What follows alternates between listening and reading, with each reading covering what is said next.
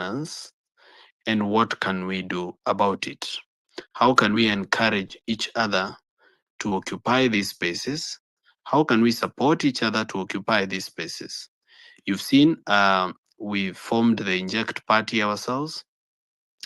We even gone ahead and joined other leaders in the opposition, not just to join, but rather the opposition actually belongs to the youth. So it's not just joining, we're actually going there to take up our space. Because right now, who is the opposition? The opposition is the young people of Kenya who demand accountability. And therefore, the opposition that used to be, we need to fill in that space, take it over, and show how we like our country to be governed.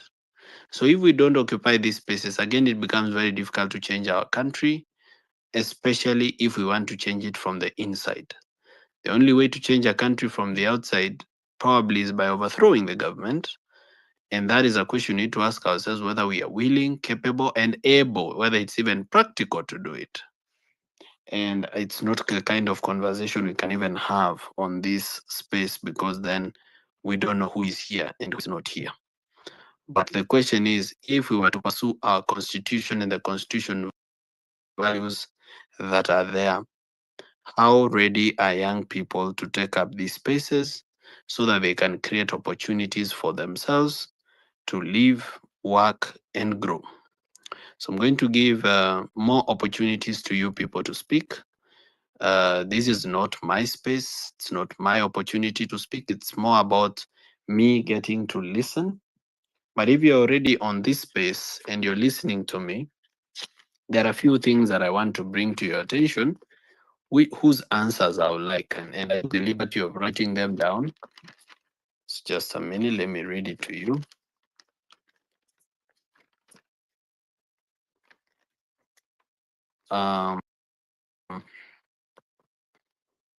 Okay.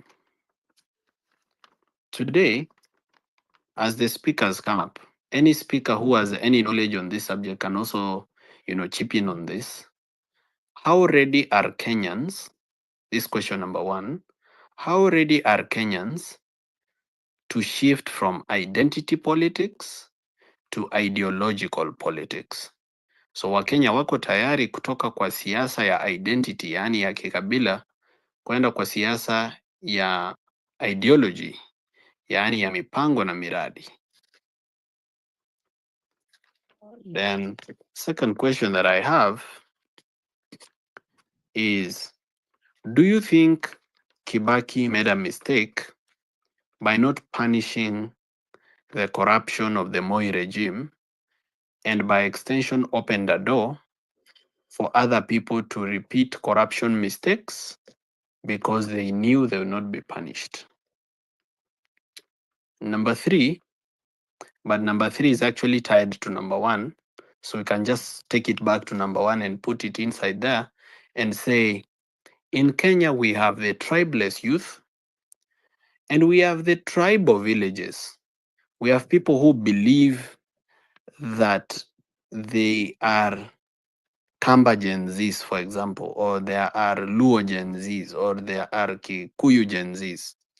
The reason I say this reality exists is because after June 25th, you saw that after Raila did the handshake, the Gen Zs in Kisumu did not continue with the demonstrations anymore. The demonstrations died down in Kisumu and Migori, meaning there are Gen Zs that identify with tribe. And this just didn't happen in Kisumu. It also happens sometimes in Mount Kenya and many other places, even in the Rift Valley. You have Gen Zs defending the government in spite of the government making them jobless, meaning there are Gen Zs who identify with the tribal tribe. So the question is it possible for us to marry the tribeless with the tribal for purposes of winning the 2027 election? So we've identified that RUTO is not good for Kenya. And that's something I think we agree, 90% of us. The 10% that don't agree, I don't know what's wrong with them, but a good majority, an overwhelming majority of us agree that RUTO is not good for this country. So then the question is, how do we remove him? How do we form a coalition between those who say they are tribalists and those who say they are tribal? And how do we reconcile the two identities? So that was supposed to be number 3, but we've joined it to number 1. Number 2 was about Kibaki and the punishment for corruption.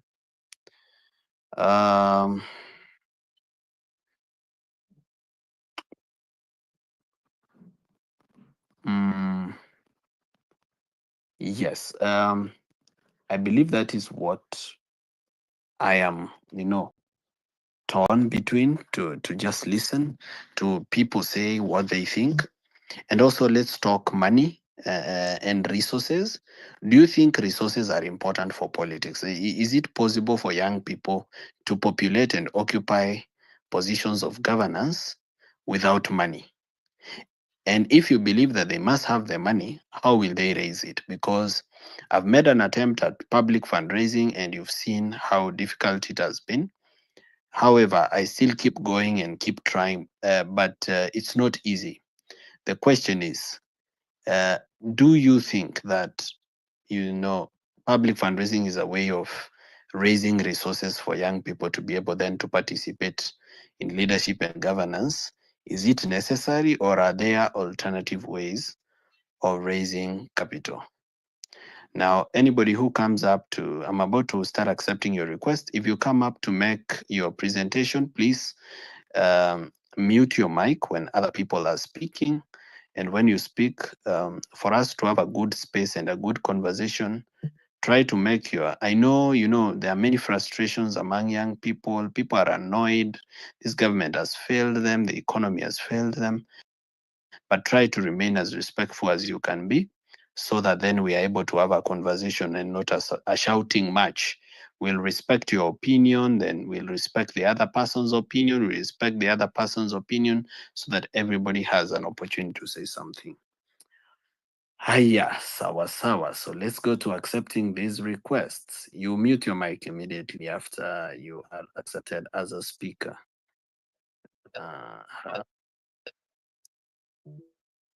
Right, so I've accepted the requests that were pending. Let's see if there's any other. All right, so number 1 on the line, CMD Nyauma, you will be the first to go, but I can see he's still connecting, so I don't know how good that is going to be, so we can wait. As we wait for his internet to stabilize, let's have Yasa. Yasa, I think I studied with you in Maseno School. You go first. Hello. Niaje MORARA. Awesome. And everyone. I think it's high time for us as youths to find ways on how we are going to drive this nation. And the issue of money has really been one of the challenges that people face. In mine, I won't talk about how money should be the way of leadership. Mi ningetaka kuzungumza about the youths, anyone who has an agenda and wants to bring the Kenyan government into place. It starts with the youth. The idea of, hey, Muhesh, utatupea ngapi? Muhesh, if someone wants to go and speak something important about the government, someone wants to give some information about how to build this country, it starts with us. The moment ule msee mwenye ako in spiral, anataka kusimama for a political seat, and then us as voters, we're always asking, na yetu iko wapi?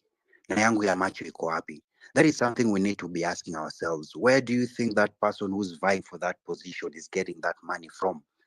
And by the way, I don't condemn the idea of MORARA, you taking the public fund. To me, I feel like it's a responsible way because you serve the nation, you serve the people. So taking the money from them, definitely people will hold you accountable. But the notion of us going back to the ground, someone speaks well, someone wants to address an issue, lazima tumuombe ya macho. Manze mi siwezi enda pale kusikiza huyo msee na hajatoa ya macho. The youths, you always tell them about the handouts, mtu atakuja kwambia, lakini unajua manze, mimi nisipoenda pale sitapata kitu yoyote ya kudishi. You need to ask yourself, for the last 5 years, what have you been eating before that person became a president, before that person became a member of parliament, before that person akuwe MCA? Wewe ulikuwa unakula nini? You never used to be eating in that person's house. You never used to be living in that person's place. Ulikuwa unatafuta your own means and your own ways. When we ask politicians to give us handouts, it's the same as us telling politicians continue stealing. Because mimi navai for a member of parliament, before nipate hii position I need to pay. Before I get a platform to speak I need to pay. What do you expect me to do? Saa zile mimi nakuja nalipa pesa fulani ndo nikuje nipewe platform kuzungumza mahali fulani. I am keeping that. I am asking for money from somewhere else. That person is giving me that money and is giving me conditions. Hii pesa nitakupatia. At the end of the day, what is in for me when I vie, or what is in for me when you become a leader of parliament or you become someone? So these issues of handouts, I really feel we need to find out how do we address issues ya handout first of all, before us talking about resources, because kuna watu wanakuja na resources and they have expectations from you. What do you and how are you going to give them this expectation?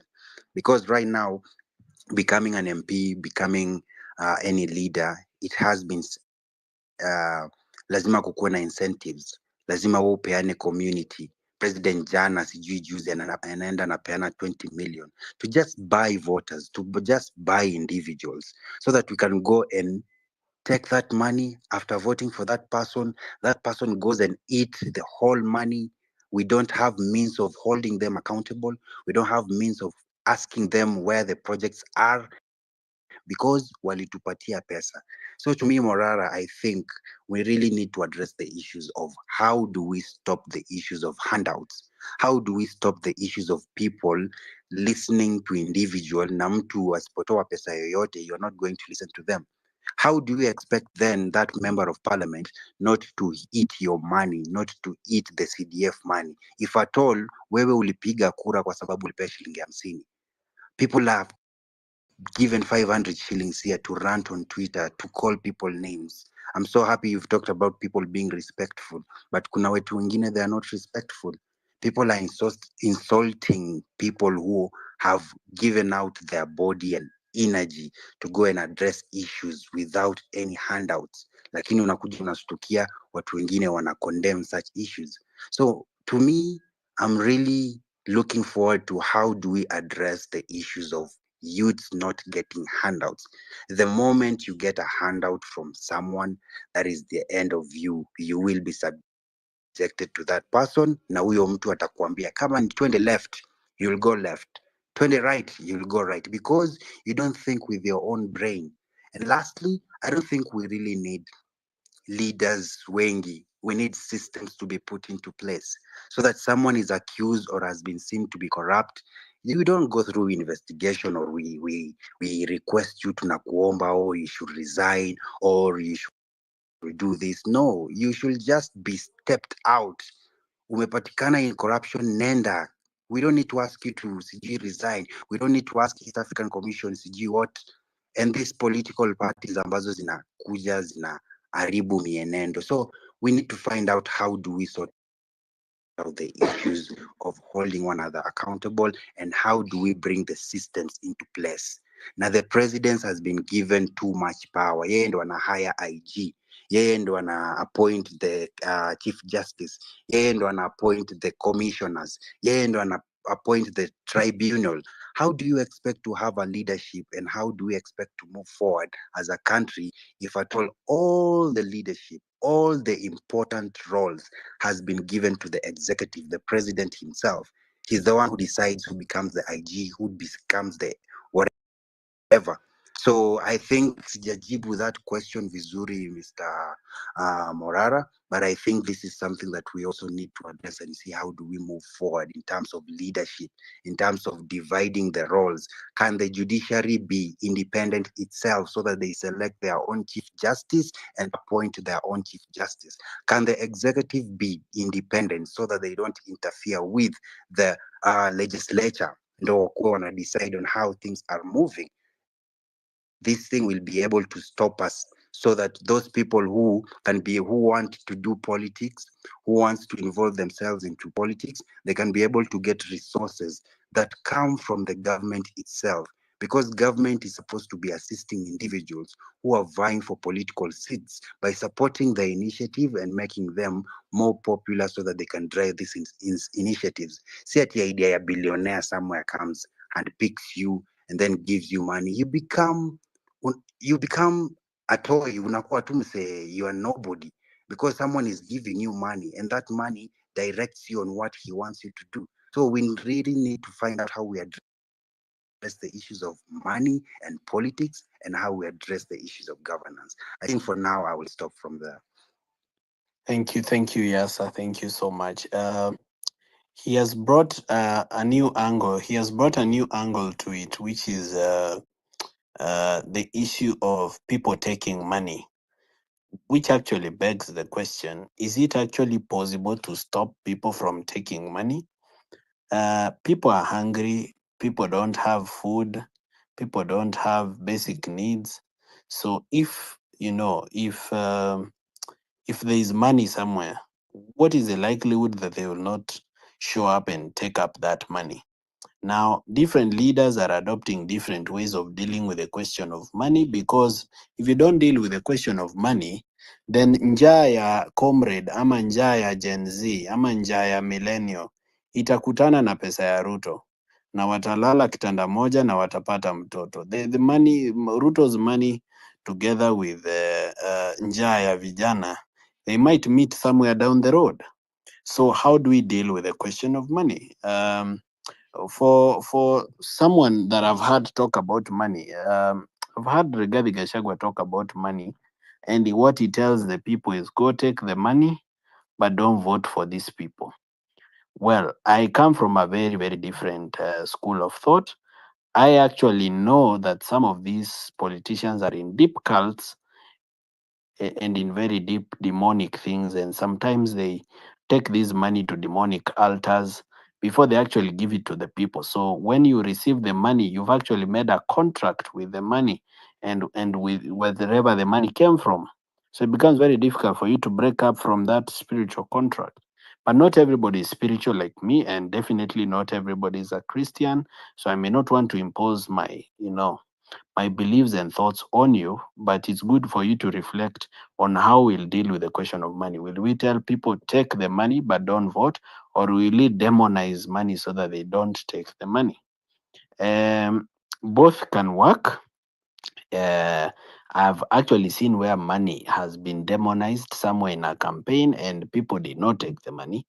But how practical is it with the current economic time? So I may know this money is evil, but the kind of hunger that people have, will they really fail to take the money? So that's another angle to it. How the youth will avoid the trap of money, which may sabotage whatever they want to do. Brian Osoro, you're next. Am I audible? Very audible. Yeah, so hamjambo kila mtu. Mine was, I'll not call it philosophical, but I feel like part of the reason why people take bribes is because, apart from even taking bribes, because I think that's usually the next stage. I feel like Kenyans don't understand the roles of politicians or leaders, and why do I say that? Because they don't understand the roles of politicians. A politician is allowed to say anything, or a leader. Let me not use the word politician because maybe it's derogatory. So these people are allowed to say anything and everything. And then coupled na hiyo wanaweka pesa ya bribe. So this question of money and what are the things we can do to make voter bribery iende chini, or electing somebody because akona pesa iende chini. I feel like that is especially right now, because the election is a few years away. It is doable, but I don't think it should be the main focus right now. Because what I feel like the focus right now is to change this leadership. Of course, they're going to use money as a tool of kuhamasisha the voters, but what we have right now in our context is that the Kenyan has been squeezed economically, socially, and even psychologically. So I don't think they even have the time to try to understand what the roles of these leaders are. Whatever it is that Morara you're doing about civic education, I feel like that is very powerful in terms of the citizen should know that this president, even if he can stand on top of the roof of his vehicle and say that he's going to bring a road or he's going to do development, that it's he's not even he doesn't even come up with the budget. It's in the parliamentarians are the ones that do that. He's the head of the executive. So I feel like if Kenyans understood the specific roles of the different leaders, we might be at a very good position. And I feel like the other thing is, especially for young leaders, we seem to be very creative and maybe opinionated, and we don't give ourselves time to put out our points. You'll find that one of us can come up with a way of doing things, of doing campaigns, and then almost immediately you even wonder what is the problem here. That young leader is, people start calling him names and etc. That only empowers the RUTOs of this world, because now they start to see the weaknesses, or rather perceived weaknesses of these young leaders. So it's okay for us to disagree. Of course, it's going to be impractical to imagine that people don't disagree. But I feel like if you can improve on that in terms of, yes, I see what you're doing, I don't agree with it. I should not start calling you, oh, melipwa, oh, nini, that, what does that do? It reduces this youth block, as you put it. And all of a sudden, we start becoming like these people we don't want to become, because that's who they are. There's a quote somewhere, somebody said, we become what we detest. And as interesting as that sounds, how do we become what we detest? Every time somebody comes with a different way of looking at the same thing, I don't know why society always throws stones at these people. Right now, what I think, we are in the teething stage of what Kenya is, this Kenyan experiment. We are trying to shift how people think. We are trying to understand that a politician or a leader si yule akona pesa, ni yule ambaye akona miundo misingi ambayo ina make sense. That shift will require a lot of effort, but at the same time, it will require us to really understand and communicate to the people who are not able to get to this level, whereby if Raila Odinga tells you you are a Luo or you come from that region, listen to me. How? Because that is very important. We can be here and we pretend that, oh, this guy does not have sway. He has sway. That is something that is very palpable. Like, we have seen that. But why are these people oriented to delegate their thought to the Raila Odingas and to the Rutos? I feel like that is a very important question. What you will realize is part of the reason why they're oriented that way is because they feel, one, hawa watu tumetoka nao region moja, it's okay to have our person there. But what I like about the youth, it's the, I don't know how to put it, but there's a selfishness there whereby we're like, no, what is it for me?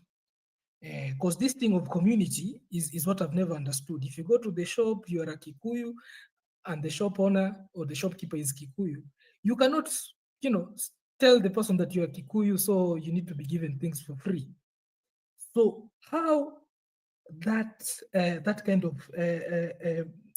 what can I say? Putting that kind of thinking to the level of the common folk, I feel like that is where we need to really focus on. And as I drop the mic, um, this is what I think. Yes, we don't like whatever is happening in our country. We feel like it needs to be better. In that spirit, we need to register in our numbers. Sometimes I feel like we get distracted over things which are not very helpful. Yes, we hate the guy. That I understand. Removing this guy, like what Morara was saying, either we go and overthrow or it's through the ballots. And IBC does not count how angry you are. It counts your votes. So me, what I will say is that whatever it is that we are trying to do, we need to understand this is a political process. Politics is about numbers. We register in our numbers. We organize in a way that even on that voting day, as we cast our votes hatuondoki, we record that 34A form, tuna post kila mahali, we have tallying centers, everything is manned. If, I can tell you, if we're able to do that, if these people reconstitute the IEBC, let's say we reconstitute next week, and we start recalling these MPs, there's nothing. Ask yourself, why do you think right now we have like 6 or 7 or 8 MPs who, through natural attrition, or some who have been, body and this kind of energy, elections need to happen. Ask yourself, why do you think Ruto does not want that to happen? Because he knows if the IBC is reconstituted, tutatokea, tutaonyesha how UDA, because right now people think, oh, you cannot defeat Ruto, you cannot, somehow Ruto is made to be this godlike figure. He's not. If the IBC is commissioned, we are able to demonstrate even to these old people who will be like, hawa vijana kweli hawachezi. So these people, they have called for by-elections, they have called an MP. Yes, so let me learn. All right, thank you, Brian. So from now on, I think I'll just give 2 minutes to everyone. So I have a stopwatch next to me. But Brian has brought out a very important thing about what we should do, and he has also emphasized the importance of civic education. Civic education is very important because then how do we change the mindset of the people? The question is, do we have the resources? Do we have the time? And do we have the willingness to do this civic education? Because to do civic education, you need resources because Kenya is big. And the problem with us is we only do civic education on social media, forgetting that majority of the voters are actually in the villages. Politicians are in churches, politicians are in funerals, chaperoning their agenda. What are we doing on the ground to counter that in terms of how they are selling their agenda? So that is a good question. Then, secondly, do we have the resources to do it? And do we have the willingness? How willing are young people to for this change? If people are not very willing to step out of their comfort zone and go for civic education, then what is more practical to do? Yani, I'm not here for us to discuss the sweet, rosy things. Oh, this is what we can do. Kenya will be like Singapore. Let's be practical. If Kenyans are tribal, let's say they are tribal. How do we deal with them tribal as they are? Or if we want to change them from tribalism, what will it take, and is it possible and actionable? Collins, next.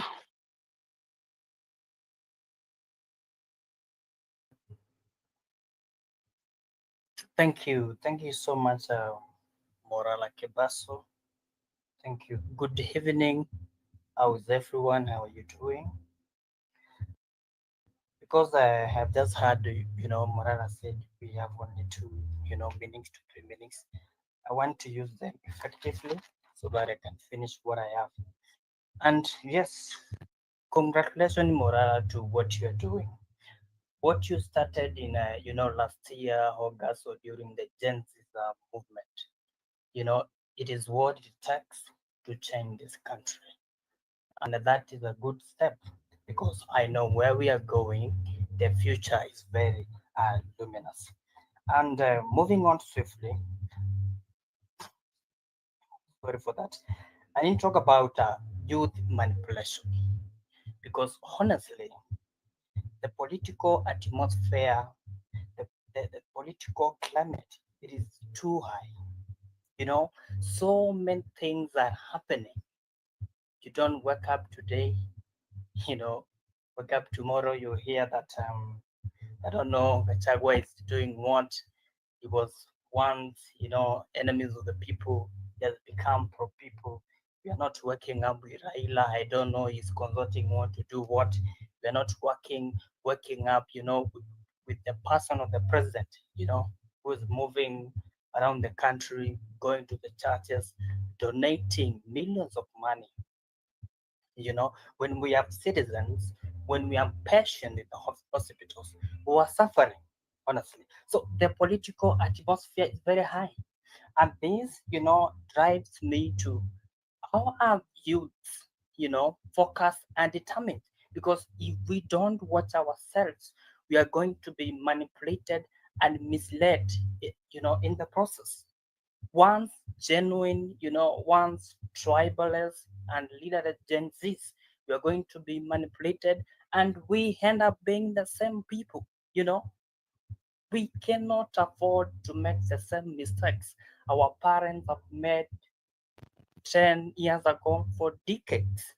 We cannot afford to do that. And we cannot afford to step back to such kind of, issues and problem, atrocities.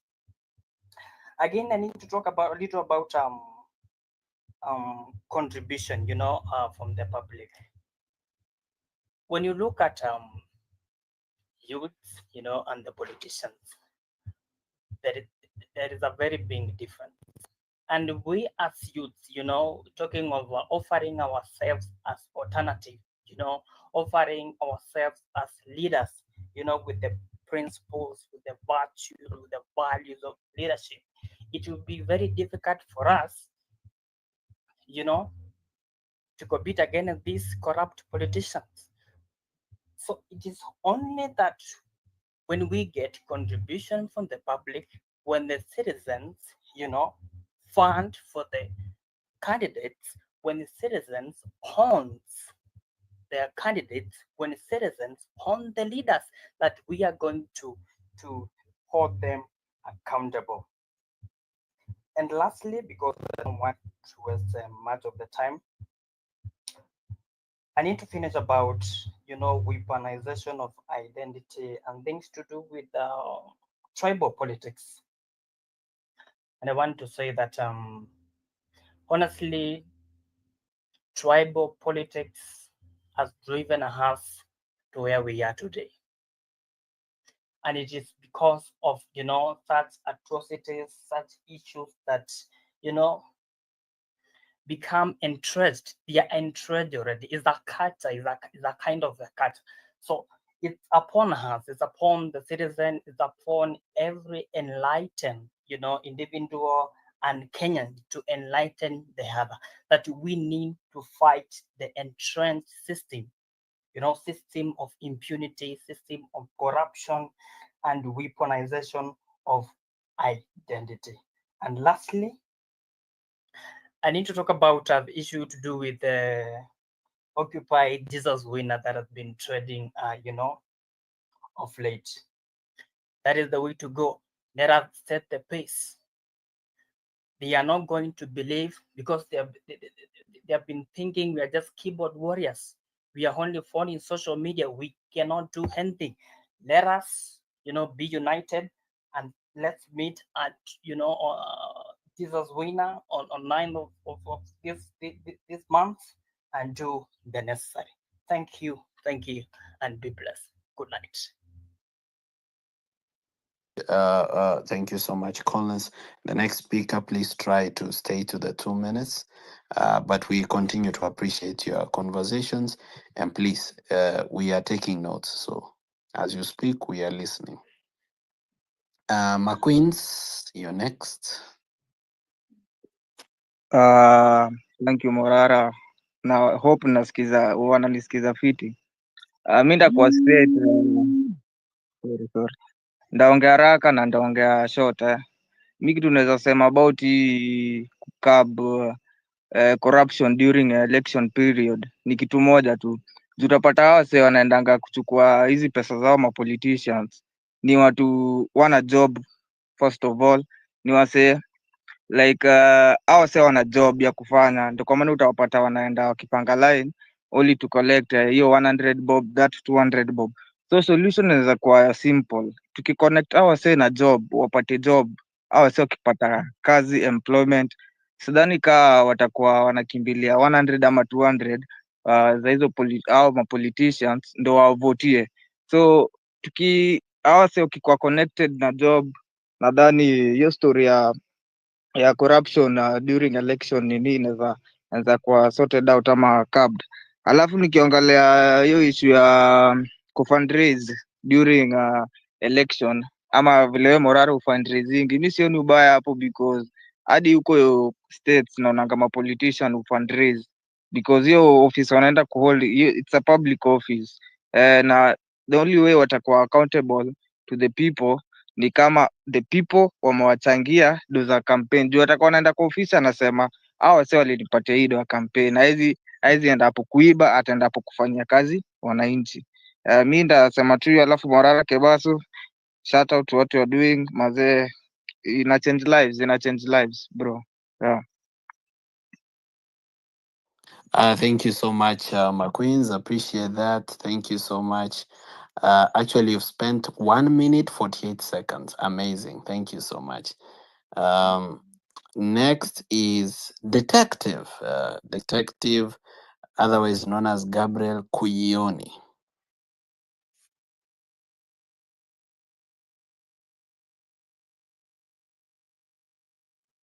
Detective, are you here?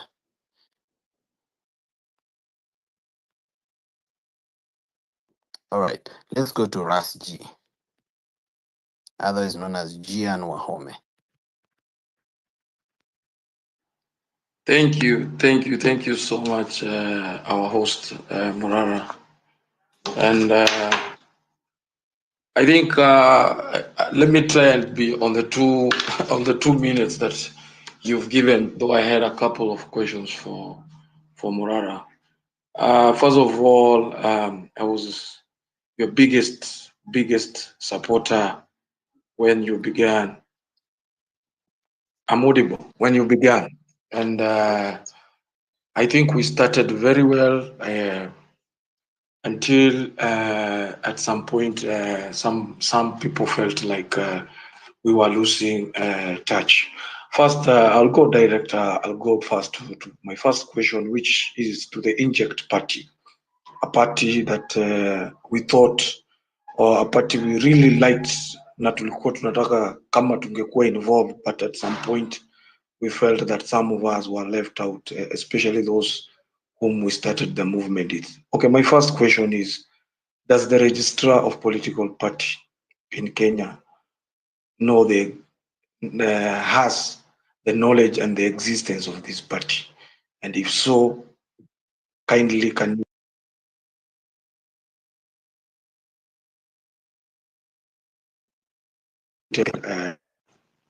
my second question, sorry, that was a call that interrupted me.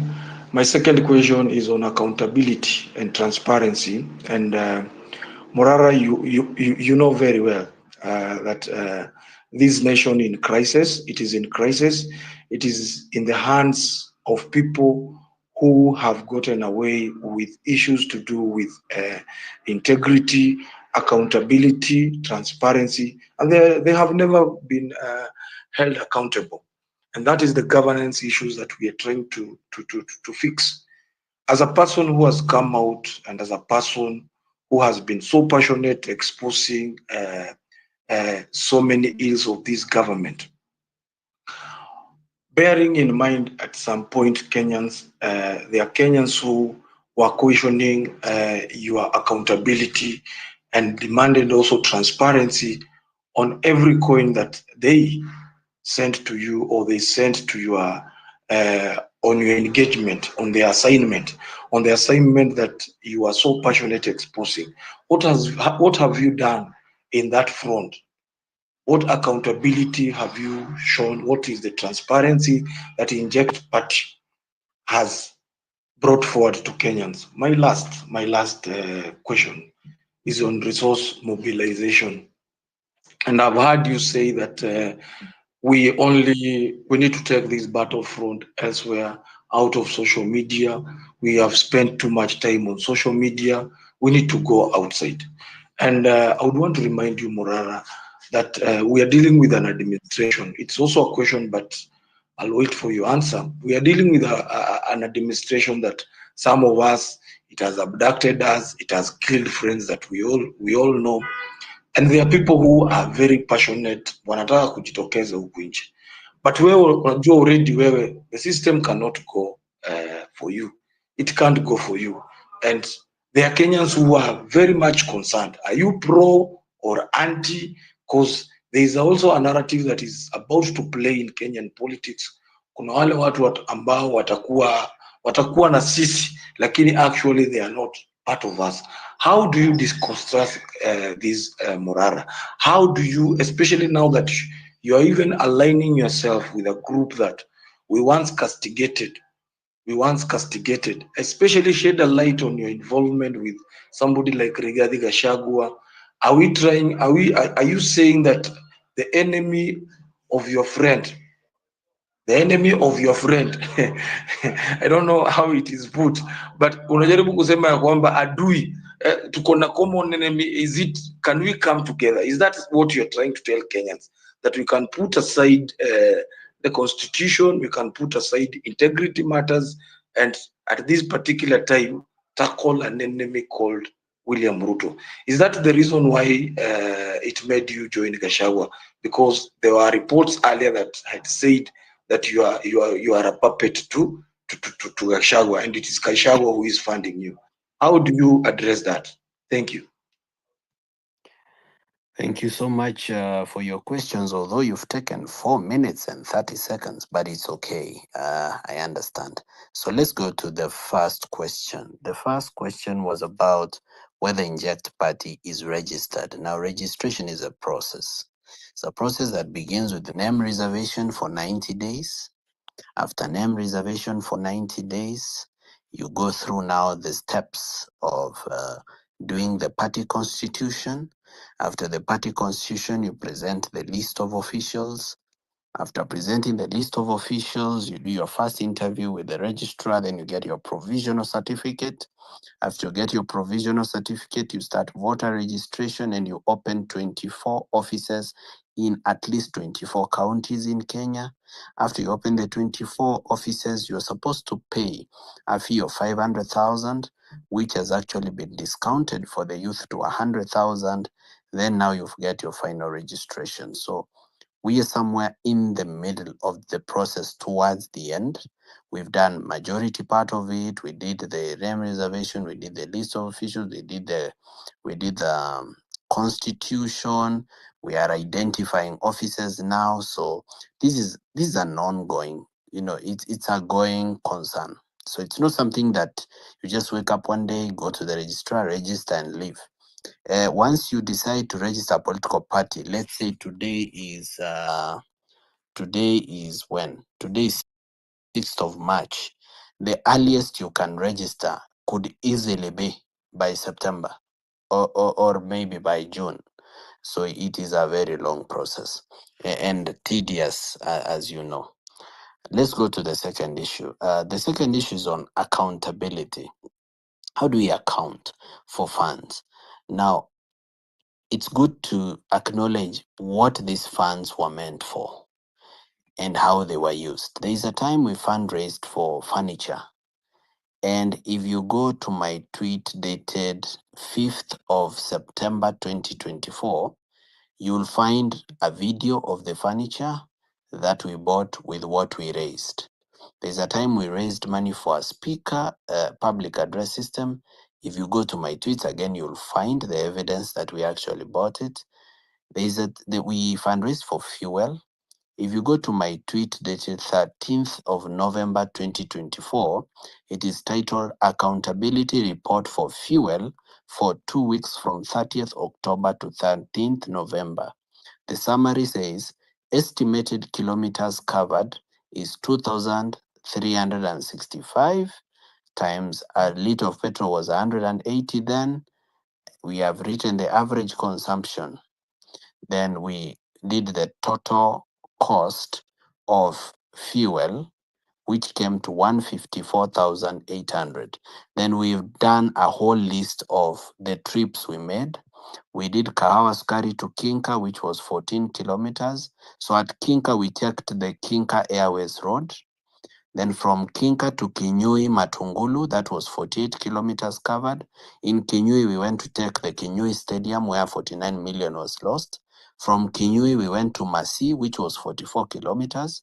We went to see the Masi Stadium, which was allocated 50 million. From Masi back to Nairobi. So that's a day complete. Then we did Nairobi to Mavoko, which was 29 kilometers. Went to see the Mavoko Stadium, then came back Mavoko to Nairobi. Mavoko is just here in Athi River. Then now, the third day, we did Nairobi to Emali, which was 124 kilometers. You remember Emali, we checked the fence where this governor for Kajiado is called that one, huyo, alikula 29 million ya fence, and there was also the project ya Tarda, ya water pan. So from Emali, we did 87 kilometers to Kimana. From Kimana, we went to Oloitoktok, which was 17 kilometers, and Oloitoktok to Ilasit, which was 8.6 kilometers. Ilasit is where we did the Ilasit Rombo Road. You remember we did a rally, a civic education rally in Oloitoktok. Then we did Oloitoktok to Rombo, which is 27 kilometers. Rombo, we checked the Rombo tomato processing plant, which was worth 427 million. It was being done by the Ewasonyiro South Development Authority. So you'll see, if you go there, you'll see from Rombo, we went to Oloitoktok, to Taveta, to Mata, to Voi, to Mwatate, to Mtomwagodi, Wundanyi, Ngerenyi, Voi, Mombasa, Kombani, Kwale, Marere, Shimba Golini, Ukunda, Msambweni, and all that. It's all there. If you go again to 1st of February 2025, you see I've posted receipts za fuel za petrol station for the fuel that we did. So I've made a very, very serious attempt to keep informing the public on how their money is spent. The problem is I am one man trying to explain the accountability of Inject, and Itumbi has 30 bloggers, each with 10 accounts. In total, these are 300 people on X. So as one man says that we are accountable, there are 300 X accounts that says we are not. So sometimes on X, it becomes very difficult to fight with state machinery. And even if you, as Gian Wahome, were in my position of leadership, I believe you'd also have a very hard time because you would be fought by government. Remember, government is scared of young people. Government is not scared of these old politicians. It's not scared of them because somehow RUTO feels overconfident that there is something he can do to them. Amewazoea, anajua vile anawapanga. But these young people like myself who are coming up, who are energetic, who are so, so serious about this, who are fearless, the government is really scared about us. And because they are scared, for every post I make, most of those comments that you see are from fake accounts. Those are not real people. Some of those profile pictures are AI generated. So it's very easy then the government to create a narrative that you are unaccountable, you cannot be trusted as a person of integrity. And it becomes very difficult to fight with those allegations, especially when you don't have enough money to hire bloggers the way Itumbi has. money to hire bloggers. So I believe that is an imbalance created by money, because since the government controls the resources na vijana hawana job, it's very easy kuingia kampo uchukue vijana 20 wa pedo wa run narrative online. Let's come to the issue of me being seen with Gachagua. Now, I have not said I've changed my values and principles because I met Gachagua. Now, politics and leadership is such a nasty business that sometimes you have to meet with the people that you do not agree with, especially if they have influence on a group of people that you're trying to reach. Now, the people of Mount Kenya have propped up Honorable Rigathi Gachagua as their leader. Do they know these things that you're saying? Yes, they do. Do they have a problem with it? No, they don't care. So then the question is, who is the problem? Is it MORARA KEBASO who is associating with Gachagua so that we can form a united front against RUTO? Or is it the Kenyan people who are ready to support maybe Gachagua or any other leader that you disagree with? Now, personally, after I've been attacked on social media and made a beggar and made a conman, I've come to realize that sometimes a false thing can be said about you, and if it is said many times enough and repeated enough, people can believe it. And when they believe it, you become exactly that thing. For example, watu wakirudia rudia kwamba Raila ni mganga, Raila ni mganga, Raila ni mganga. Even if he is not, you become that because these people create a perception about you. So then it's not easy in terms of politics to fight perception. So it may be true that some of the things we know about other leaders or some leaders, some of them are even false. And some of the scandals we attach to certain people may not even be true, but may be attached to other leaders or other brokers or power brokers. Now, I'm not here to speak on behalf of Gachagua or any leader. I think everybody should be accountable for their own actions. Everybody should be able to choose what kind of leader they want to be. Do you want to be a leader of integrity or not? It's not a communal choice. We cannot choose sisi wote as a team ati hatuwezi kuwa corrupt. No. We have to first choose individually. You yourself, are you satisfied with what God has given you? Are you satisfied with the wealth that your God has given you? If you are satisfied, then together we make a team of satisfied people. But if there is one of us who is corrupt, he'll hide amongst us and will still end up being corrupt. So even as I work with other leaders towards forming a joint team or a joint force against William Ruto, I'm conscious of the fact that there are leaders that we work with that may not hold the same values that we hold. But what do?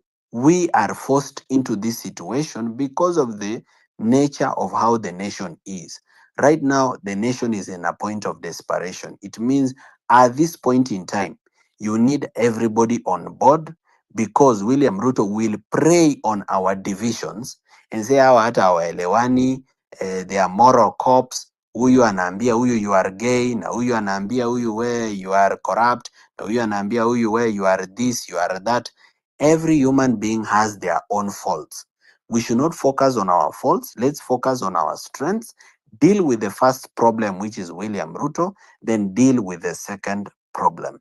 That is how I see it from my point of view, but you can also look at it from your other point of view. I'm not validating any leader. I'm not saying, oh, now since I've joined so and so, you can trust them. They are as clean as, snow. No. Let every leader be accountable for their own actions. Let every leader answer for themselves on what is their role in anything that the Kenyan people accuse them of. Let them set themselves free. But otherwise, in terms of working together to build a new Kenya that we want, we would have to work together. And since I receive a lot of donations from people, sometimes I'm not even able to know who is donating to me. And you can relate this situation to me meeting Gachagua. The people who donate to me, I don't know whether they've stolen the money. I don't know whether they worship the same God that I worship. Maybe they are even devil worshippers and they are sending me fuel. to go and do Vampire Diaries. Yet personally, I worship and fear God. So I'm not able to moral police every single person. Remember, in this space today, right now we have about 215 people listening. In this 215, it's not everybody that's a good person. Amongst us here, we have thieves. Amongst us here, we have people who sell their nudes on OnlyFans. Amongst us here, we have all manner of people. And you see, if you begin judging every single person, then you end up with nobody. So we should begin with our sharpest contradiction as we converge towards our shared values as a nation. Criminal liability for corruption is individual liability.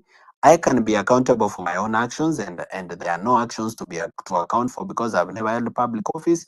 But all these other leaders, if there is something they did, let them be individually accountable. And even if I was to become president of this country, that is a position I would take. That yes, we've walked this journey together as leaders, but if there is something called corruption that you did, be accountable personally and individually. It's not a communal thing. We don't carry the burden with you. When Morara joins you, works with you, or does politics with you, he doesn't carry your problems. If you are a person who beats up your wife, or you are a person who looks down upon women, or you do this, I am not going to carry your bad behavior as my burden. We're just going to work together towards a common goal. But otherwise, we understand each other that we were not raised by the same mother, and therefore we don't have to act and behave the same. Let me not say too much. Gian, have I answered your question, or I've left you with more questions? Thank you, Morara. You have answered part of my many questions, and as also an aspiring leader, I want to wish you all the best. And as you have said, you've really spoken my mind, and at this particular juncture where we find ourselves as a nation, I would also want to make the same appeal to the people. This particular time, hakuna haja ya kushinda tumejudge watu. If we all agree as a nation that our enemy is one, and our enemy is William Ruto with his buddies who are entrenching impunity, then we have to come together. Kama amekosana na wezi wengine, na hao wezi wengine wameamua kukuja huku, like you have rightly put it, at some point accountability issues, everybody will be held. Yeye mwenyewe personally. For that statement, I really hold you highly, and I want to wish you the best. I also want you to wish me the best as I try to capture the Embakasi, as I try my luck in Embakasi East Member of Parliament. Otherwise, from my end, mimi nakutakia mema. I would have wished to be part of the Inject Party, na nilikuwa nimeanza mapema na wewe, maybe pengine hatujuani, lakini Mungu atatusaidia kwa hii barabara. Let us not forget that our fellow comrades died on the street fighting this system. Let us not be diluted by the politics of the day. Let our focus be on forming a new and a transparent Kenya. That is all we appeal. Thank you. Thank you so much. Thank you so much. And I wish you all the best as you try to capture Embakasi East. Nothing is impossible. Go out there, conquer it for us. We trust you, we believe in you, and we will support you in anything that you need, Asante. All right. So, sorry, that took longer, but I knew that other people that will come up will want to ask the same question, and I'll have to answer the same question. So now that I've answered it, I hope nobody else is coming up to ask the same question, unless maybe there's an aspect of that question that we didn't answer. The reason I took long to answer it is so that we don't repeat it again in our conversation. Ghost, Sasman Shamrock, Ghost Kenyan, take it away. Okay, thank you everyone. I hope I'm clear. I'm a Ghost Kenyan. I'm from Kisumu actually. So I have a little thing to say. Just to give an example, like right now, we know that Raila and Nani and Ruto are together, blah blah blah, the political cousins. Juicy, I was shocked when I talked about Raila, but my dad told me that nimekuwa Mkikuyu. You get it? So if you try to talk bad about the Raila unakuwa Mkikuyu. So my point is this.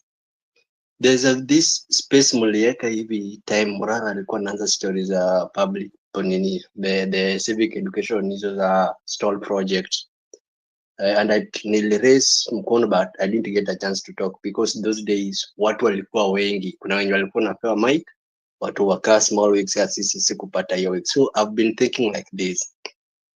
In almost every county, tuko na radio stations with our vernacular languages.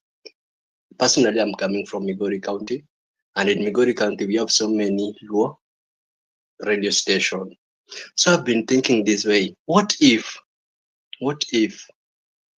I know those radio stations they don't just give people space to talk. You have to pay for them. You have to pay it. Ili waku host, you do what you want to do. So my suggestion is this: what if in this the radio station that we have at the local grassroots? Unajua sahi tuko hapa Twitter, we are around 216 people. My parent is not listening to this. My mother, my grandmother, they are not listening to this. Na sahi unapata kuna hizi masola watu wanalipa hizi mdogo mdogo. Unapata mtu akienda kuchukua wanapewa radio kadogo. Na ukienda ushago utapata almost sana sana hii ya Sanki, watu wengi wako nayo ushago huko wanasikiza hizo ma radio station hizo za vernacular language. What if youth comes with program? Hata kama ni kulipa, hizi ndio vitu watu wanafaa kuchangia. We have representatives in each constituency. You go to the auditor general page, get your constituency report, all the developments venye pesa imetumika. Get a radio station, educate your people from home, from ushago. Unajua sahi hapa tunapiga kelele tukatoa Ruto nini, na watu wanapiganga kura ni hao watu wa mashinani. So mimi nilikuwa naomba hivi, instead of contributing, sijui you go check the stalls, project whatever, tuchague my youth constituency representative, tuombe space kwa hizo radio station, enda huko elimisha watu, waambie that MP unaona ukimpigia magoti ni yeye ndiye anafaa kupigia magoti. This is what your MP should be doing for you, and this is what you should expect from him or her. Make them watu wa ushago, they feel that they are the bosses to the leaders, but without that hatuta nini, itakuwa tu the same. Ikifika 2027 ndio hiyo ile civic education ulikuwa unasema hawajafikia, ndio hiyo Ruto amerudi. So bro, that was my request. Tafuta venye mnaweza pata hiyo nini, hiyo coordination. Radio station ikuwe Kameme, hizo za Kikuyu, Luo, Luya, Kalenjin, get people there. Tutafute sana sana, unapata hii saa 2 hadi saa 3 unapata watu wako shambani, but wakiwa shambani they have those radios, wako na radio wanasikia, na unapata hizo time unapata wameleta politician huko, they are telling them the same thing that they should not be repeating. So we want to give them new information. Let's get these people the information. Thank you. Thank you so much for your speech. We have actually done quite a lot of work in these vernacular radio stations. You know, sometimes we never get really to say the things we've done. If I was to talk for myself, this week alone, I've done 3 radio stations. I began with Radio Citizen. Then I came and did Bahari FM. I did Bahari FM, I think, yesterday morning. If it's not yesterday morning, it's the day before yesterday. Itakuwa ni juzi asubuhi. Then tomorrow in the morning, I'm going to Mulembe FM. So I usually do these local radio stations because I know how powerful they are. And sometimes I also send people to these local TVs and local radio. For example, I know I sent someone to Ramogi, who is called Lochwia Tech. Nilimtuma Ramogi. So sometimes whenever I get these opportunities, I always pass it down to the youth to go and speak in these forums, in these local radio stations, and speak to Kenyans and see whether our parents can actually change the way they think. Now, I know Gen Zs, we think we are many, and it's true that we are many, but we also need to realize that there are Gen Zs who are in the village. And the Gen Zs who live in the villages and urban settlements versus the Gen Zs who are in urban areas, they think a bit differently. And the Gen Zs who are in the village almost think, like the older population rather than the Gen Zs who are urban. So how do we bridge that gap between the Gen Zs in the village and Gen Zs in urban for us to be just Gen Zs, all of us? For example, when Raila joined RUTO, maandamano haikuwa inafaa kuisha Kisumu, if at all it was organic. Ilikuwa inafaa iendelee since we are tribeless. But ilipoisha, it shows that even in the Gen Z, there is a split of tribalism. And you saw, I was very disappointed to see some young people like myself, singing tribal songs even on TikTok. So sometimes it breaks my heart. I tend to think that we should be trying to be the ones showing that national appeal. But if tribalism is so strong that we can't remove it, then I'm ready to change my mind. Like I'm not having a fixed mind on this. I'm just asking, this tribalism thing, can we finish it? That's a question. If it's yes, how, when, and what does it take, and how practical is it? If we cannot finish tribal identity, probably because of African tradition or the needness of a human being to belong, whatever philosophical explanation you give to it, if we cannot finish this thing called tribalism, how do we convert it from negative ethnicity to positive ethnicity? Like, how do we change our tribal identity into positive ethnicity? And how do we hold leaders who come from our tribe accountable for things they do when they are given national leadership? For example, if I'm a Kalenjin and Ruto heads the nation and misleads it, what do we have within the community of Kalenjins to not praise Ruto, but rather ask him to be accountable to the Kenyan people and tell him, wewe unatuharibia jina ya Wakalenjin, tumetengeneza jina mzuri, can you please be accountable to the Kenyan people? Are we then able to retreat to our tribal cocoons, not for a bad thing, but for a good thing of holding leaders who come from our tribe to account? That is, if we can't fight it. So I'm open-minded. I'm just trying to think openly so that again we don't be delulu. Mnajua delulu, yani ile yenye tunajidanganya kwamba there is something we can do when there is nothing we can do. We now try to work within the practical and pragmatic possible ways of actually bringing change into our country without fighting our identity if it is too important to us. Odur, you are next.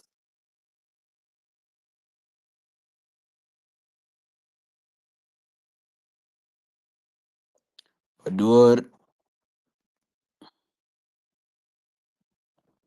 All right, since Odur is not here, Mzalendo.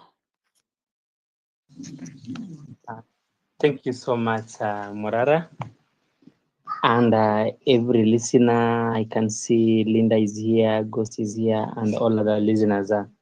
I'm so glad to be here, Morara.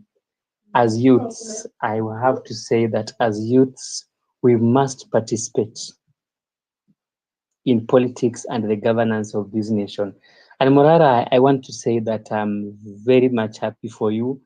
You know, Morara, all of us cannot be leaders. That is why we have to have one leader. And that is why we have fronted you there to speak for us. So me, what I want to tell you, my dear brother from my neighboring county, when you get there, speak the things of the youth. Speak on our behalf. I was telling a fellow countryman today that if you think Raila Odinga has you at heart, my brother, you are very much mistaken. I have come to realize one thing, Mr. Morara, that the old goons the old politicians who belong to the archives, they don't have us at heart. And that is why Raila Odinga has decided to desert Kalonzo Musyoka, a man who sacrificed his ambition in 3 general elections to support Raila Odinga. Even if Raila Odinga lacked every sort of humility, kurudisha tu shukrani, hata angesimama tu kwa fence bila kutuambia ameenda wapi. Yani mtu ana shelve his ambitions for you in 3 general elections, and then you betray him because of money, and somebody still thinks that Raila Odinga has them at heart. Mimi, I cleaned my house. I have known that it is about me to stand. I have changed my perception. I have changed my mentality, and I know one thing, that if I continue to behave normally, then in the next 7 years, William Ruto is going to treat me abnormally. So as a youth, I will stand up, I will participate, I will interrogate, I will vote, I will educate fellow youths, and if the worst calls for it, I will even hide my parents' ID if they must vote for William Ruto because Raila Odinga has said so. I will go and hide their national identity so that they don't vote for him. That is what I will do as a youth to ensure a person who has me at interest, at heart, wins this election. So, dear youth, do whatever it takes to ensure that we get into the next in governance. If you want to vie for an MCA, we will support you. Somebody like Salasia won from nowhere. He's an MP today. Morara can make it, Linda can make it, I Mzalendo can make it. The problem with us youths is that we want to be paid to vote. We want to be bribed to vote. Then after being bribed to vote, then this person mistreats you for 5 years. After 5 years, he comes with another narrative. Anakulipa tena, unampigia kura, anaenda anakunyanyasa kwa miaka 5. So tafadhali wanarika, shika mwenzako mkono. It is about accountability, it is about leadership. Ukiona huyo jirani yako akona nia akona maono yako ndani yake, amka asubuhi, mpigie kura. When you go to Facebook, market them. I had somebody say yesterday that I saw a group of jokers trying to beat William Ruto. I told him, yes, those group of jokers have my valid vote. I will wake up very early in the morning to vote for one of those jokers. And you will vote for William Ruto. And in the next 8 years, if he wins, you will be mourning with me. Akaniambia inataka tukutane. So dear brothers, as I close, tafadhali mimi ninawaomba, we have the numbers. Somebody has said that we need resources. Yes, resources are needed, but number one thing that wins elections are numbers. Numbers. We youths, we have the numbers. If we decide we want a youth deputy party leader, we say that we want a youth senator in Nairobi. We say that we are wiping out corrupt and bad governance leaders. We will do it with their money, whether they have the money, whether they have the what. Niliambia mtu nikimalizia Morara hivi ya kwamba kura ambazo zinaibwangwa ni zile kura ambazo mwingine ameshinda mwenzake na 1,100, 1,300. Tukipiga kura ya hasira kama ile ilipigwa tu ya kukataa Moi na Uhuru Kenyatta, William Ruto atakosa nafasi ya kuiba. How do you steal an election whereby umeshindwa na milioni 3? Unatoa hizo milioni 3 wapi? Utaziiba aje? So usiwache kura yako ilale ukisema ya kwamba hata nisipopiga kura Ruto atashinda. Amka upige kura. Election is won by 50+1. Hiyo kura yako moja tunahitaji. Remember, an election that has been won with over 1 million votes, he will never steal it. We have the numbers. Viva guys, we will do it. Thank you so much.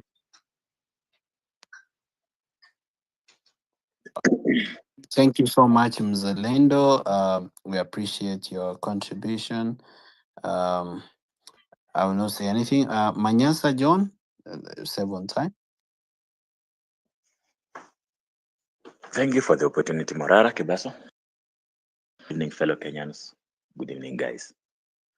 To me, actually, one thing I want to talk about, it was about your alliance with the guys like Rigathi, but which actually we've already talked about it. But being honest, actually, forming an alliance with the Rigathi isn't a bad thing, but on the second part, it's a bad thing. It's like actually a sheep forming an alliance with the lions. Eventually, definitely one day you'll be eaten.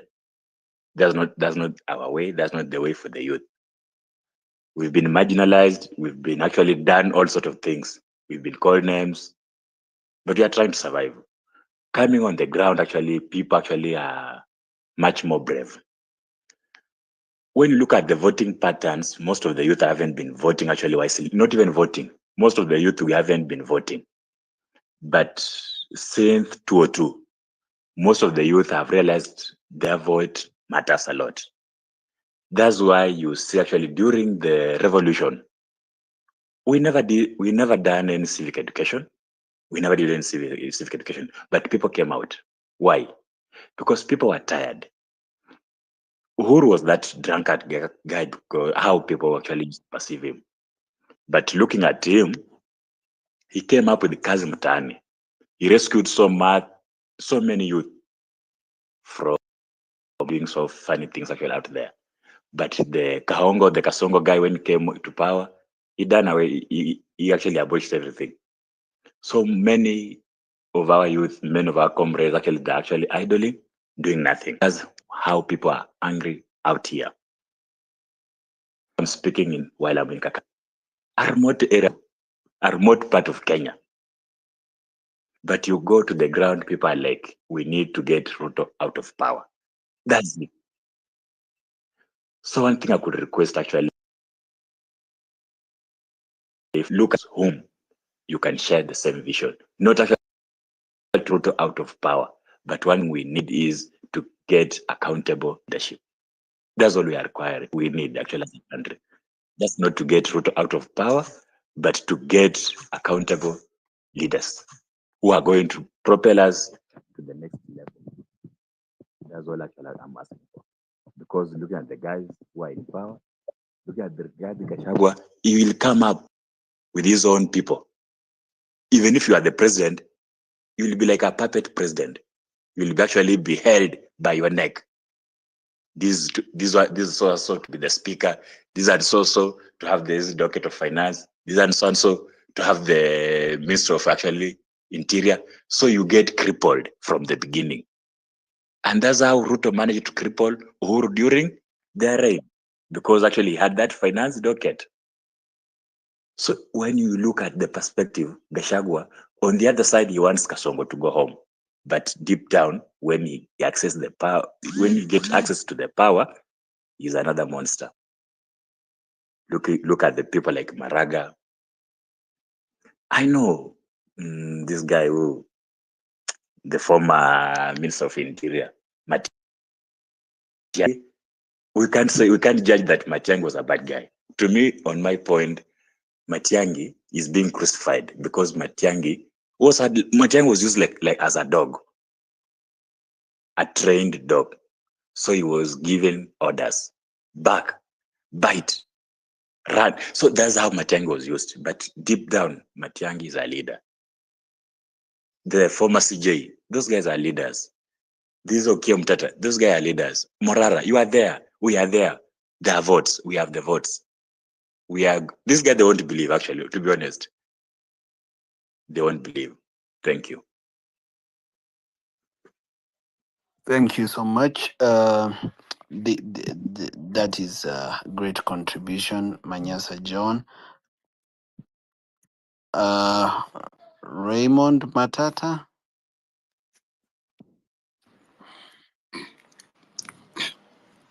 Thank you, Mr. Morara. First, I'd love to thank those who have contributed and heard their views on. Sorry?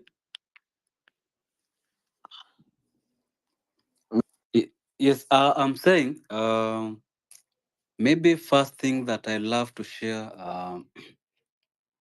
I've been seeing lots of comments on social media, and especially young people with this, which has now become a very famous quote that the enemy of my enemy is my friend. And,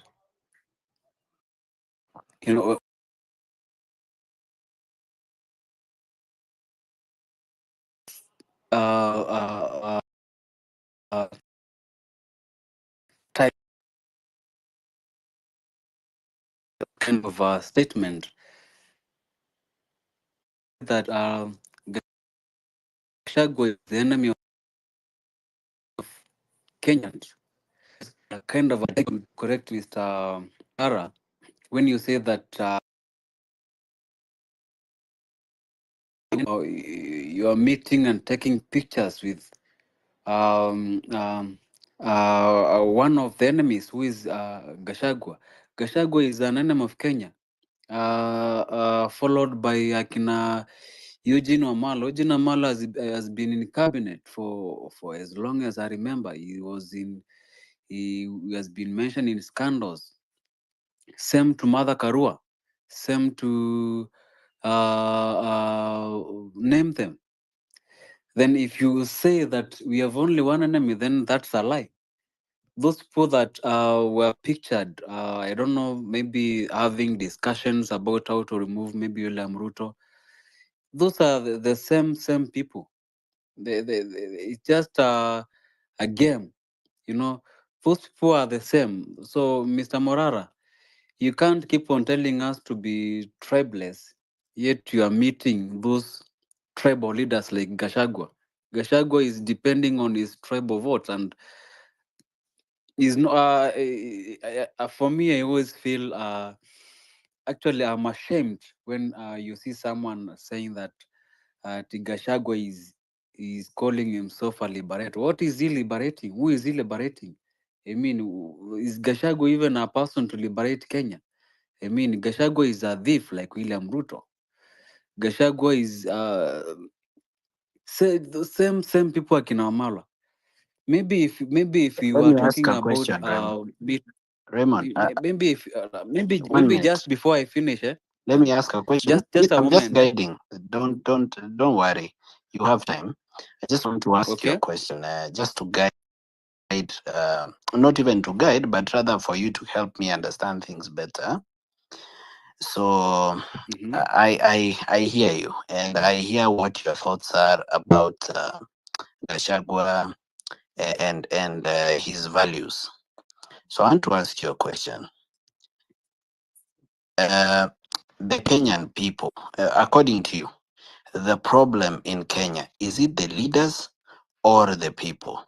Because when you look at Honorable Rigathi Gachagua and the issues that you have with Honorable Rigathi Gachagua, what about the 4 million people that support him? What are you going to do with them? Uh, how would you want them to vote otherwise, or rather, what do you think is a problem with them that they support a person who you don't think is a liberator or is in any way a person of integrity? What about those, 4 million people that I've mentioned to you? And also, looking at other cases, we have had Anwai Guru voting, who was voted twice after having a corruption case at NYS. We've had people with corruption cases being voted in by Wananchi. So then it begs the question whether the problem is actually the leaders or the people. Actually, the problem is the people and the leaders. Because, for example, I've been seeing this argument mostly on social media that yes, Gashagwa is not vying 2027, so he's just helping us remove William Ruto. Um, let's say, for example, Gashagwa supports, I'm just giving an example. Let's say, for example, Gashagwa supports Kalonzo Musyoka for presidency, and then Kalonzo Musyoka wins. What will happen? Gachagua will have shares in that government.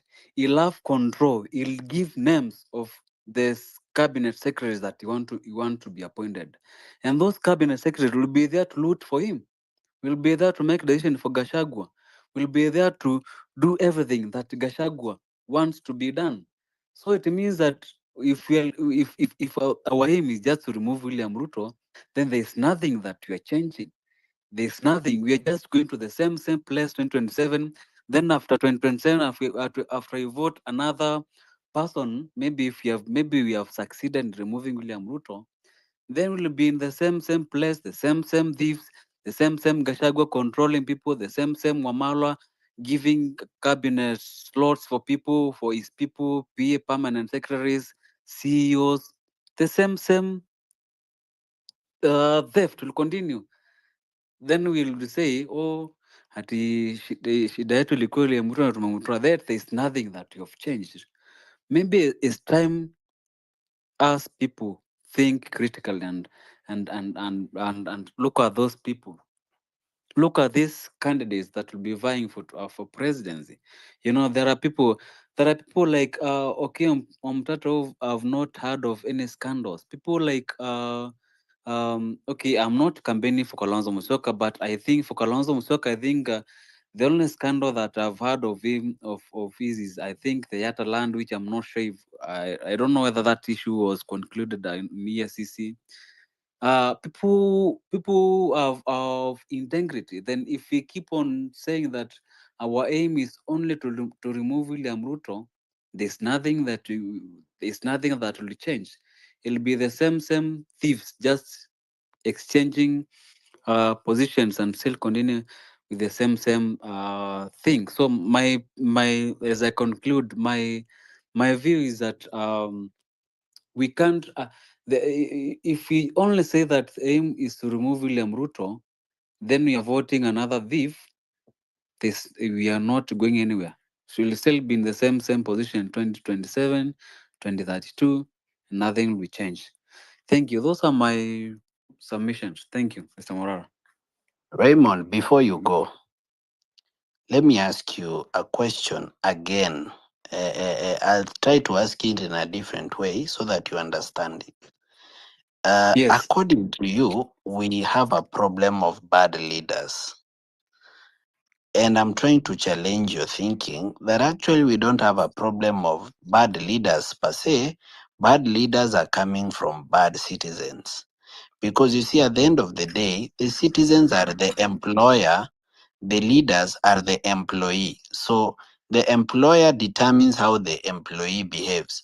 If the employee steals money from the employer, but the employer, who is the Kenyan, does not care and actually retains that employee and even gives them a promotion, who then do you blame? Do you blame the employer or the employee? Do you blame the citizens or the people? Do you blame Gashagwa or his supporters? Well, again, I say, you see, people really do pretend when they are campaigning, especially because, for example, you'll find someone campaigning on a platform of they're going to fight corruption. When they get to office on the first 100 days, they're going to form a commission of um, uh, state capture. And 100 days, in 100 days, there's nothing. Yet you really believed this person. So it's not easy actually. For example, maybe I just give you an example with you, Morara. Maybe you can say that you're going to really fight corruption, for example, and we really believe you. But after election, after you become a member of parliament or a senator or a president, then you become really another person. So who do we blame? Yet here, the citizen, maybe they saw you as a very good person when you're campaigning. So in this case, we can blame. In this case, if you are campaigning on a platform, we know you as a good person.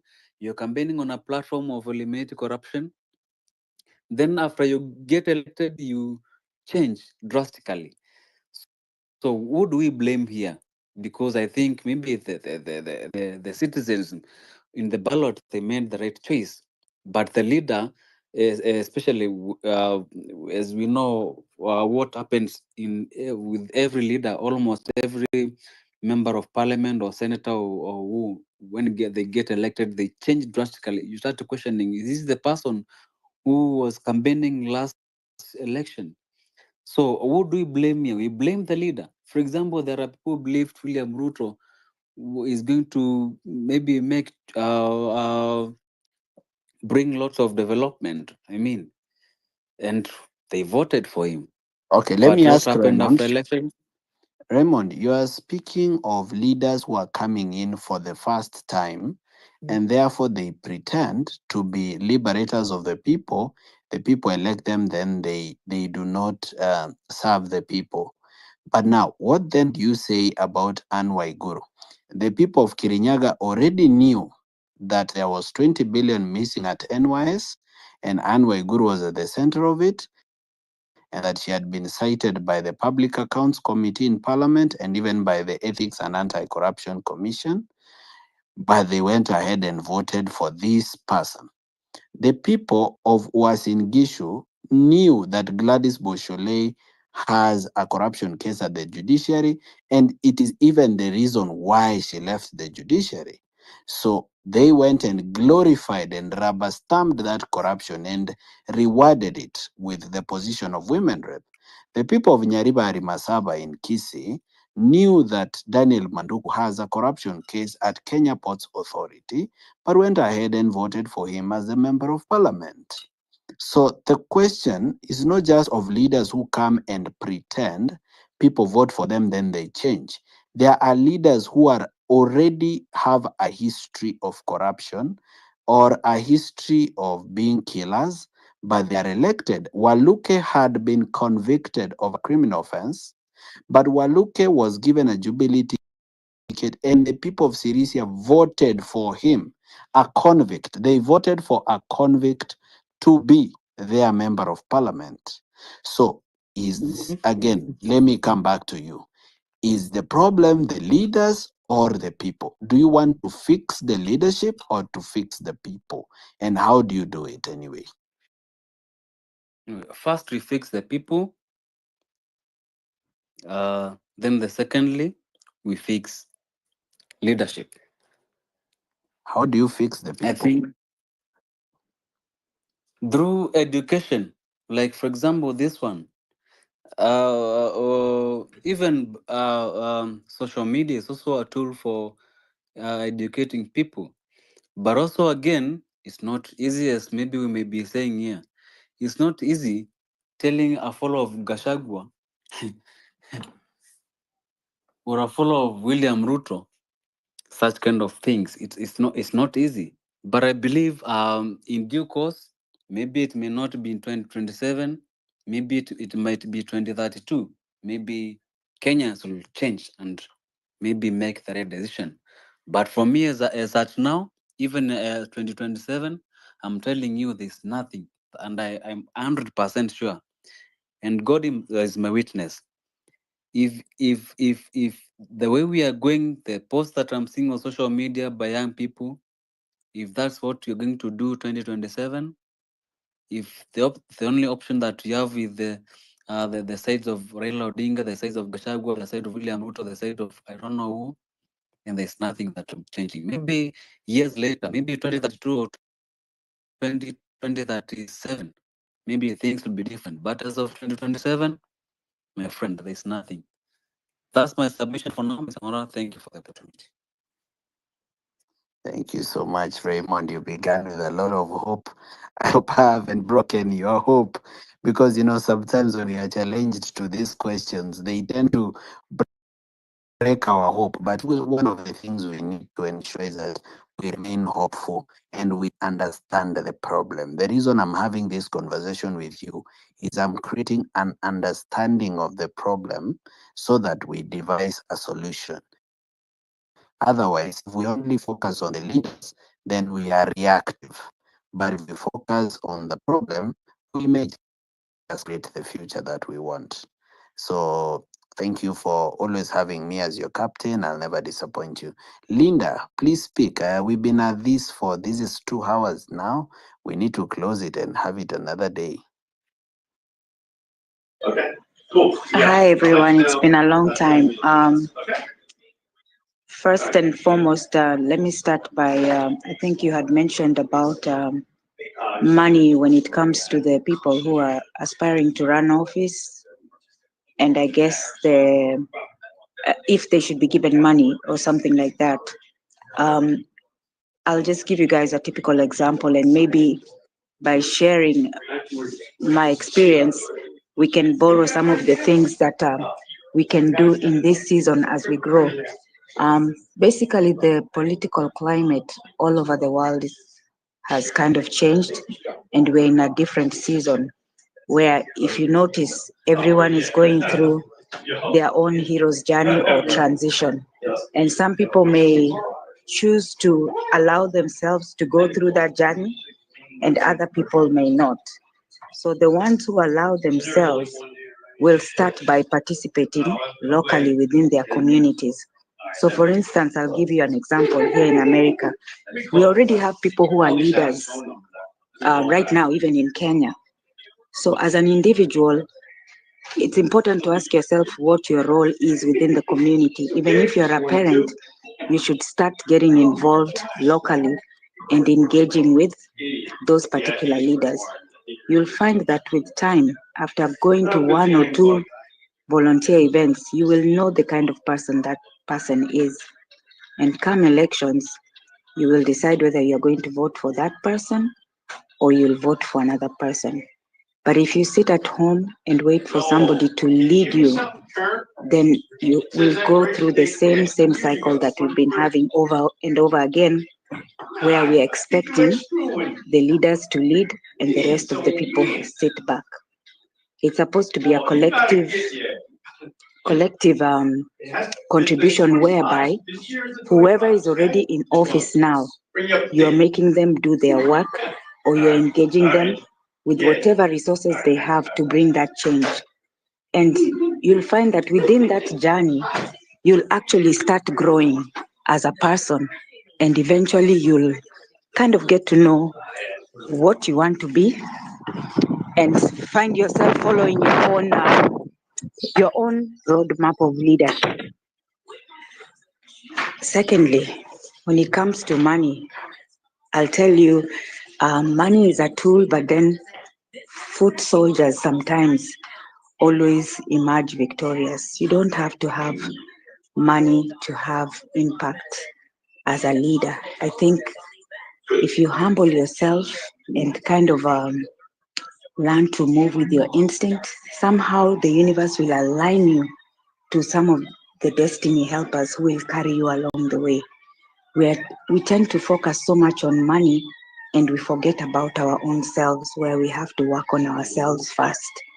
If you work on yourself and you know who you are, you're able to walk with that confidence and courage as a leader, and you'll start vibrating high. And somehow you will find that God will put you with strangers along the way who will carry you. They might not carry you with money, but they might carry you with a car. They might carry you with something else, resources.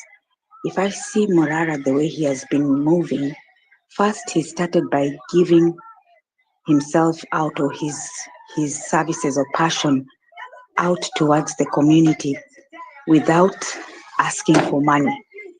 And when he did that, when you serve, somehow it comes back to you in a different form. And people reciprocated and decided now to contribute money towards, whatever he's doing.